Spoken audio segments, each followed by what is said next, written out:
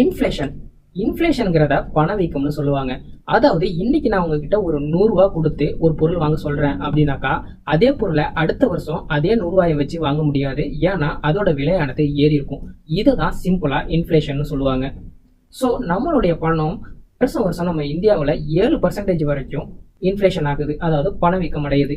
இன்னைக்கு நம்மளால 100 ரூபாயை வச்சு வாங்கக்கூடிய ஒரு பொருளை அடுத்த வருஷம் 107 ரூபா இருந்தால் தான் வாங்க முடியும்ங்கிறது தான் உண்மையான சினாரியோவே. ஸோ நம்ம பணத்தை சேவ் பண்ணிக்கிட்டே இருந்தோம்னா மட்டும் பத்தாது, இன்வெஸ்ட்மெண்ட் பண்ணாதான் நம்ம பணம் அட்லீஸ்ட் இந்த இன்ஃப்ளேஷனாவது பீட் பண்ணும். நம்ம சேவ் பண்ணி வச்சிருந்தோம்னாக்கா 100 ரூபாங்கிறது 100 ரூபா மதிப்பில் இருக்காது, அது 93 ரூபாயா தான் மாறி இருக்கும்.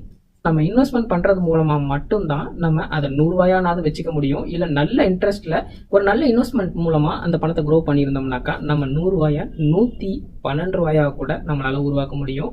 இது போன்ற ஃபினான்சியல் கண்டென்ட்ஸை நீங்க கன்சியூம் பண்ணணும்னாக்கா நம்ம சேனலை ஃபாலோ அண்ட் சப்ஸ்கிரைப் பண்ணி